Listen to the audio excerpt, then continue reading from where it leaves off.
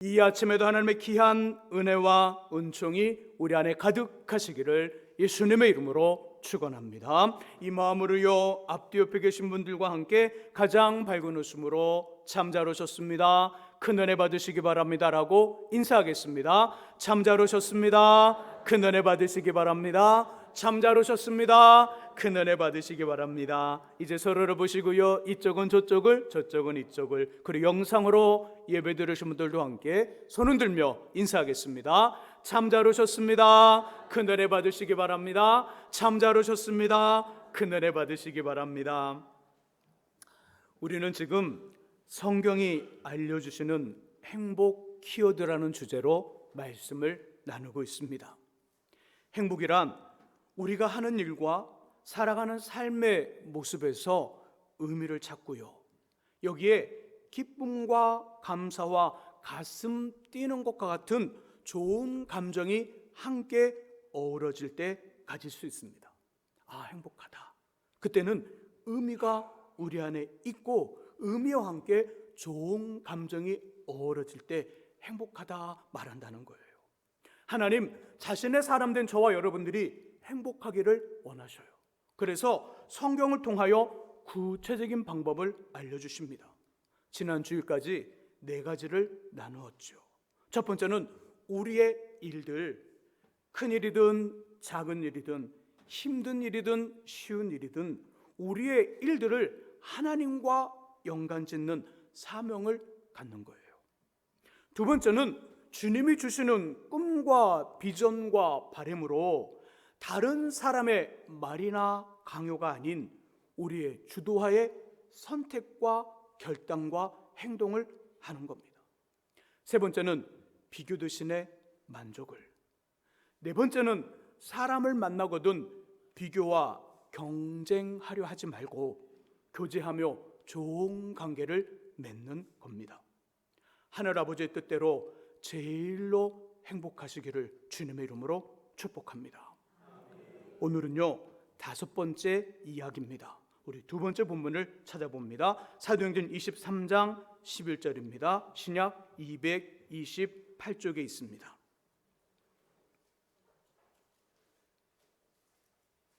사도행전 23장 11절, 여기에는요 지명 2군데가 나와요. 함께 읽으면서 지명 2군데를 찾아보시기 바랍니다. 같이 읽습니다.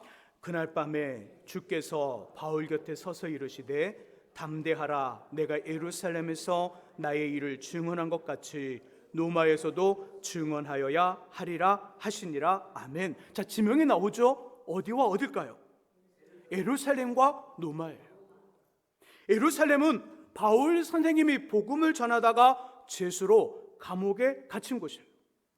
로마는 그가 앞으로 갈 곳입니다. 이 이야기의 배경은 사도행전 1장에 있어요. 예수님 부활하신 후 40일간 이 땅에 계십니다. 이 땅에 계시면서 실망하고 떠났던 제자들을 찾아가 치유하고 회복하여 사명을 다시 불어 넣습니다. 또 교회가 시작될 수 있도록 기초를 만든 다음 하나님 보좌 우편으로 올라가셔요. 가시면서 이 말씀 주셨잖아요. 성령이 내게 임하면 권능을 받고 예루살렘과 온 유대와 사마리아와 땅끝까지 이르러 내 증인이 되리라. 주님의 마지막 말씀, 이 말씀을 알고 있는 바울 선생님은 아 그래? 그러면 예루살렘과 온 유대와 사마리아와 땅끝까지 가 복음을 전하겠다는 계획을 세워요.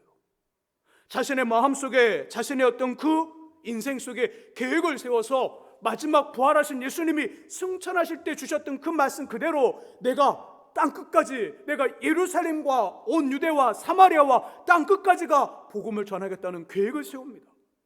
이 계획을 따라 성령께서 바나바와 함께 초대교회의 선교사로 부르실 때 아멘 순종하고 3번의 선교 여행에 도전을 해요. 그 선교 여행에 3번 도전하면서 이곳으로 예루살렘과 온 유대와 사마리아까지 복음을 전하겠다는 계획을 성취하여 이룹니다. 이제 남은 곳 있네요. 어딜까요? 땅끝이 남았어요. 그는 땅끝을 어디로 봤을까요? 노마로 봤어요. 이제 예루살렘과 온 유대와 사마리아까지 다니면서 복음을 전했던 바울 선생님은 이제 땅끝 한 군데가 남았는데 그는 땅끝을 노마로 보았다는 거예요. 노마. 본문은 이것에 대한 말씀을 해요. 하나님, 전도하다가 감옥에 갇힌 바울의 계획, 노마로가 복음을 전하겠다는 그의 계획에 오케이인가요? 아니면 안 돼인가요? 오늘 본문의 말씀 속에 보니까 오케이예요. 내가 예루살렘에서 나의 일을 증언한 것 같이 노마에서도 증언하여야 하리라. 노마에서도. 이제 바울 선생님 노마로가 복음을 전하겠다는 계획에 구체적인 도전을 합니다. 구체적인. 하나님도 오케이, 너 그래 해봐라. 내가 너의 길을 인도할게. 오케이 하셨어요. 바울의 마음속에 이제 땅끝까지 가겠다는, 노마로 가겠다는 그 계획이 딱 있어요. 그리고 이제 도전을 합니다.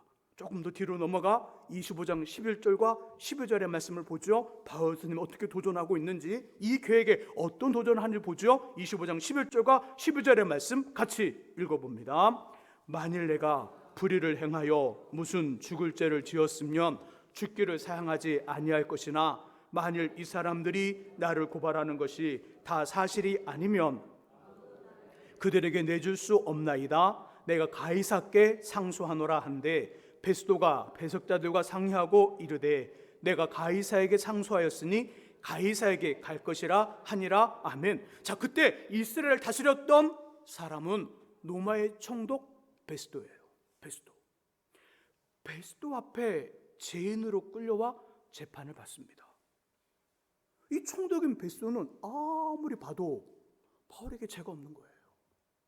증인들이 와서 잘못한 것을 말해도 그건 죄가 아니에요. 자기가 아무리 찾아봐도, 서류를 검토하고 이 바울에게 말을 들어봐도, 증인들이 와서 말을 하는 걸 들어봐도 바울에게는 죄가 없는 거예요. 그리고 바울은 태어나면서부터 어디 사람? 이스라엘 사람? 로마 사람? 로마 사람이에요. 로마의 시민권을 가지고 있어요. 태어나면서부터. 엄청난 특권이에요. 그 당시 로마의 시민권을 가졌더라 함부로 건드릴 수 없는 사람이에요. 그러니까 베스도는 이 바울을 무죄로 풀려나게 하고 싶었으나 바울이 어떻게 해요? 11절의 끝부분이니까 당시 로마의 황제인 가이사에게 상소하노라 해요. 로마 사람이 어떤 재판 자리에서 재판을 받는데 나는 이 재판보다 난 로마 사람이니까 로마를 다스리고 온 세계를 다스리는 황제 앞에 가 나는 재판을 받겠습니다. 이 표현이 가이사에게 상소하노라예요. 그 당시 법에 따르면 로마 시민이 가이사에게 상소하면 다른 지방에서, 다른 나라에서 재판하는 건 무효예요. 로마로 가야 돼요. 로마로 가 가이사 앞에 서서 재판을 받아야 된다는 거예요. 왜 바울 선생님 베스도 각하 총독이 무죄로 풀려서 자유의 몸을 허락하려 했으나 왜 그렇게 하지 않았을까요? 뭐 때문에? 지금 바울의 계획 속에 어디를 가야 돼요? 로마를 가야 돼요. 로마를 가야 되니까 지금 가이사에게 상소하노라 하고 불편한 도전을 하는 거예요. 쉬운 도전이 아니라 불편한 도전. 로마로 가는데 뭐의 신분으로 가게 돼요? 죄수로 가게 돼요. 죄수로. 여행 가는 게 아니에요. 관광차 가는 게 아니에요. 죄수의 몸으로 끌려가는 거예요. 그 로마로 가는데 죄수의 몸으로 끌려가기 때문에 이건 불편한 도전인 거예요. 자, 어떻게 됐을까요? 이 불편한 도전. 조금 더 뒤로 가 사도행전 마지막 장 28장으로 가보죠. 바울 선생님의 이 불편한 도전이 어떻게 됐는지 봐봅니다. 로마로 가겠다는 계획을 세웠고 불편한 도전을 시도합니다. 28장 14절의 말씀 같이 읽어봅니다.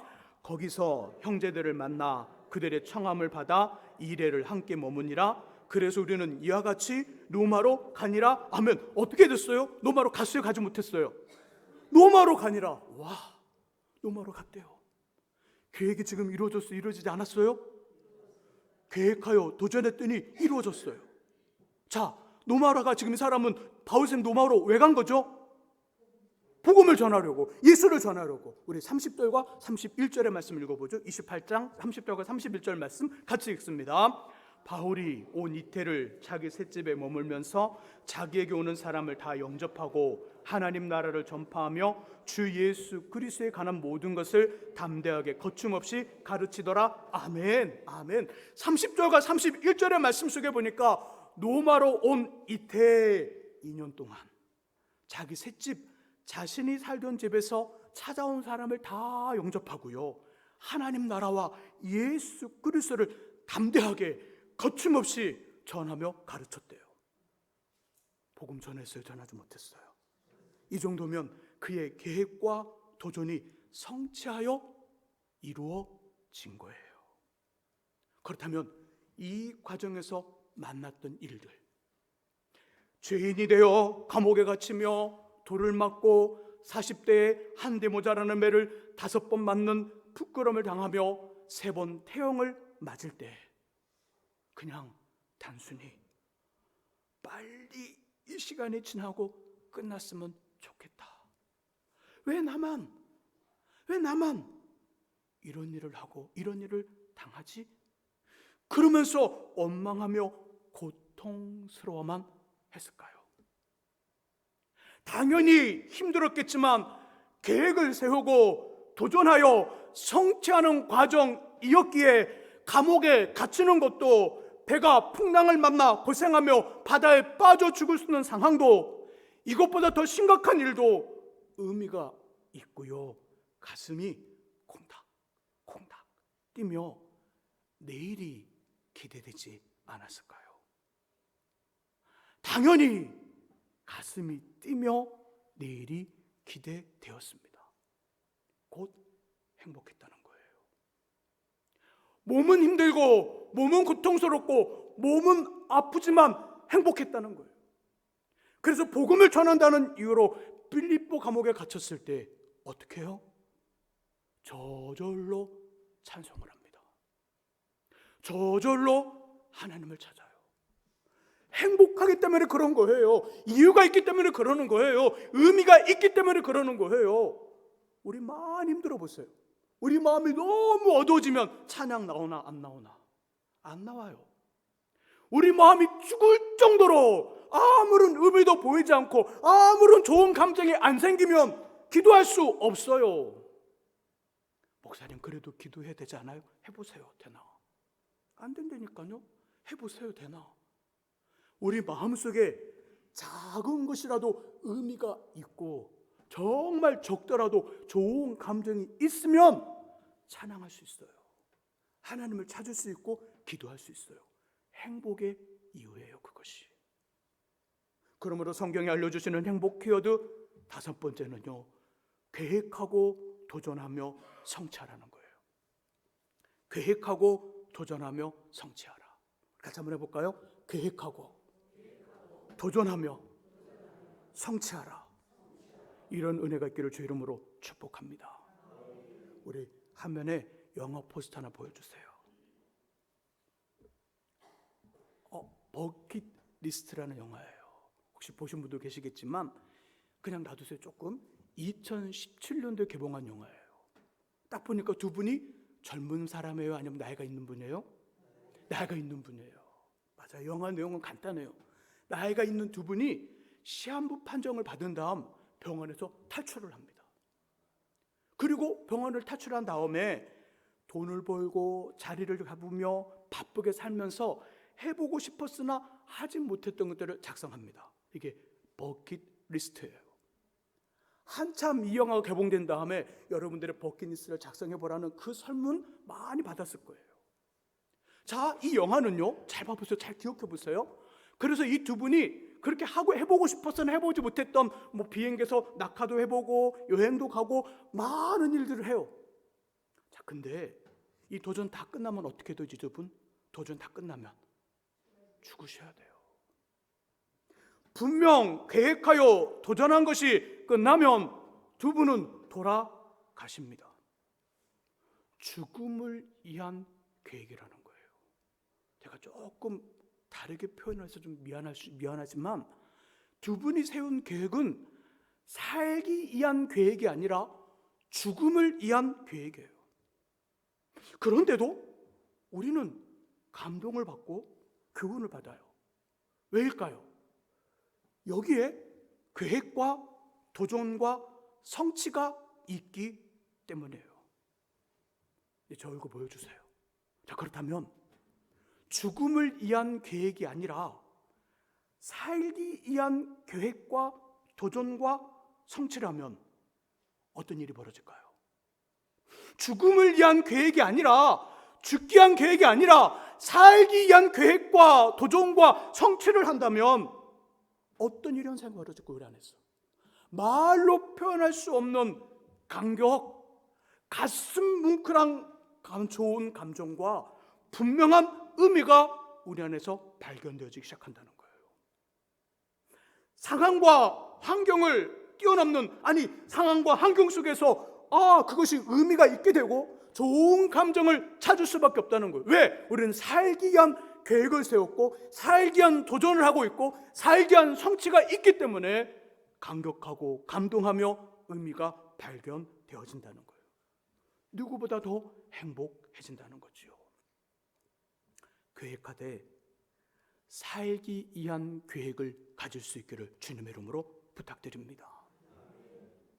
살기 위한 계획의 방향성, 살기 위한 계획은요, 쉬운 것에서 어려운 것으로, 어떤 방향으로 가야 되는지, 할 수 있는 것에서 까다로운 것으로, 단순한 것에서 복잡한 것으로, 작은 것에서 큰 것으로, 금방 결과를 볼 수 있는 짧은 것에서 긴 것으로, 돈이 들지 않는 것에서 돈이 필요한 것으로, 적은 것에서, 양이 적은 것에서 많은 것으로, 평범한 것에서 고급스러운 것으로의 방향성을 가지고 있어요.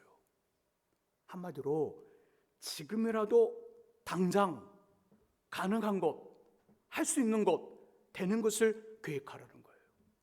살기 위한 계획을 하려니까 어마어마하게 이렇게 엄청 고급스러운 계획을 세워요.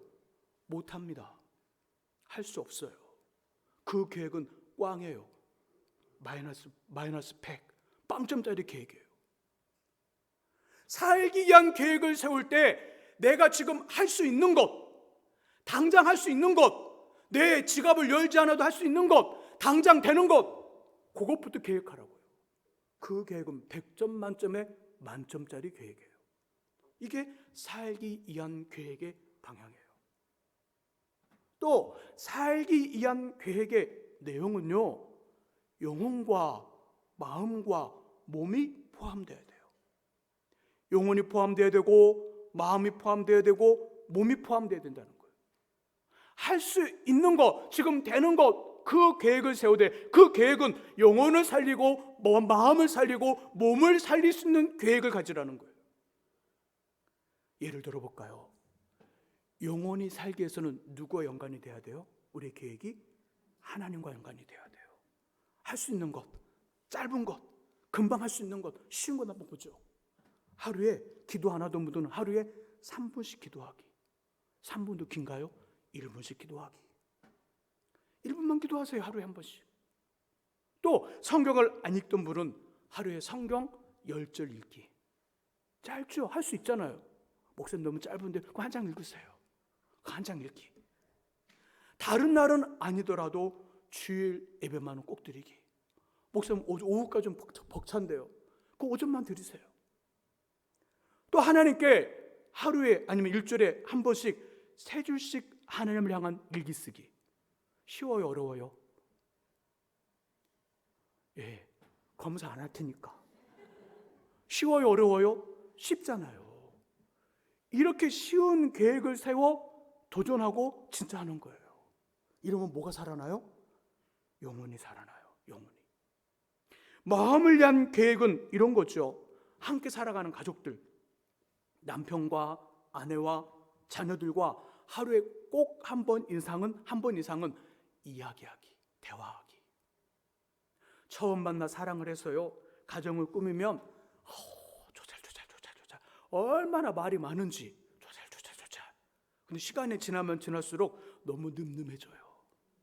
너무 듬직해져요. 그래서 입을 열지 않아요. 어제는 남편과 아내 부부 사이에 대화가 있었나요? 물건 사오라고, 뭐 음식 쓰레기 버리라고, 이런 거 말고, 이건 대화가 아니죠. 명령이죠. 명령 말고 대화. 독백 말고 대화. 어제 하셨나요? 안 하셨나요? 없죠. 벌써 이미 여러분은 늠름해진 거예요. 듬직해진 거예요. 이게 이제 자녀들까지 가요. 좀 더 자녀들이 어렸으면 자녀들이 막 찾아와 조잘 귀찮아 조잘. 애들도 좀 커지잖아요. 애들도 너무도 늠름해져요. 이제 초등학교 2, 3학년 정도 되면 늠름해지고 듬직해져서요, 아이들도 입을 딱 다물어요. 어제 자녀들과 대화해 보신 분 계세요? 명령 말고 공부해, 게임하지 마, TV 꺼, 리모컨 갖고 와, 이런 명령 말고 대화 안 해봤죠? 안 해봤어요. 이런 대화가 없어지면서 마음은 한쪽 마음은 굳어가고 있는 거예요. 그래서 딴짓하는 거예요. 마음이 지금 불편하니까 하지 말라는 일을 하는 거예요. 마음을 위한 계획 중에 가장 쉬운 건 내 곁에 있는 사람과 하루에 한 번씩 이상은 대화하는 거예요. 얼마나 짧게 아니면 길게? 짧게 하세요. 짧게. 길게 하면 다음날 할 말이 없어. 멀리 떨어지면요, 하루에 한 번씩은 전화하세요. 전화해서 얼마나 통화하면 될까요? 1분에 끝내세요. 1분 이상을 넘어가면 다음에 전화하기 싫어요. 왜? 잔소리 하니까. 1분 이내로 끝내세요. 밥 먹어서 잘 지내지? 그래, 끊어. 이걸로 하라고. 이렇게 얼마나 간단해요. 밥 먹어서 잘 지내지? 끊어. 다음에 통화하자. 뭐 할 말 있으면 문자 보내. 이렇게. 이래도 된다는 거예요. 이래도. 회사를 출근하시거든 먼저 아는 척 하세요. 먼저 인사하세요. 친구들과 동료들에게는 일주일에 한 번은 커피 또는 간식을 사세요. 맨날 얻어먹지만 말고. 우리 교회 성도님들은 일주일에 한 번씩은 사줄 수 있기를 주의 이름으로 축복합니다. 사주세요. 아멘 했으니까 저도 좀 사주시고. 사주는 거예요. 일주일에 한 번씩. 너무 많이 사주면요, 저 사람 나한테 뭐 오해하나? 그럴 수 있어요. 너무 많이 사주면 피해가 되니까 일주일에 한 번씩만 사주세요. 그것도 싸게, 비싼 거 말고 싸게. 자, 그 다음에 몸을 위한 계획 뭐가 있을까요? 할 수 있는 것 중에 하루에 5분 햇빛 보기, 하루에 10분 이상 밖으로 나와 걷기, 음식 10번 이상 씹고 삼키기 등 쉽죠? 돈 안 들잖아요. 이렇게 계획을 하고 도전하여 성취하는 거예요. 이렇게 하면 이 전문가들이 말하더라고요. 이렇게 하면 우리 뇌에서 세라토닌이 나온대요. 뭔지 모르겠지만 이 세라토닌이 나오면서, 이 세라토닌 호르몬이 나오면서 모든 일에 의미가 막 생긴대요. 의미가 생기면서 기쁨과 감사와 같은 주체할 수 없는 좋은 감정이 막 흘러나온대요. 그래서 말한대요. 나 행복해. 누구 가수의 노래처럼 난 행복합니다. 난 행복해. 그렇게 노래했던 가수처럼 행복하다는 이야기를 한대요. 사랑하는 성도 여러분, 지금 우리가 의도했든 의도하지 않았든 어떤 일에 도전 중인가요? 그 도전을 내가 의도하지 않았어요. 때는 의도했어요. 근데 너무 도전이 힘들어요. 반드시 좋은 아버지, 선한 하나님이 우리에게 멋진 일들을 이루어 주실 것이라는 믿음으로 순간순간마다 가슴 뛰는 의미를 부여하며 끝까지 갈 수 있기를 주의 이름으로 축복합니다. 그리고 아직 아무런 도전을 하지 않았다면, 아무런 도전을 하지 않고 시간과 세월의 흐름에 우리의 소중한 인생을 맡겨놨다면 그냥 시간 가면 되겠지, 이런 마음의 자세로 살고 있다면 살기 위한 영혼의 계획과 마음의 계획과 몸의 계획을 세우고 도전하여 성취하심으로 모든 일과 모든 상황에서 최고로 행복하시기를 예수님의 이름으로 축원합니다. 기도하겠습니다. 하나님 아버지, 하나님, 우리 사도 바울 선생님은 계획을 세우고 도전하여 성취하며 정말 행복할 수 없는 상황과 환경에서도 의미를 찾고 좋은 감정으로 행복한 모습 보여주고 있습니다. 동시에 하나님 우리에게 말씀하시기를 너희는 살기 위한 계획을 세우고 도전하여 성취하라고 말씀해 주고 있습니다.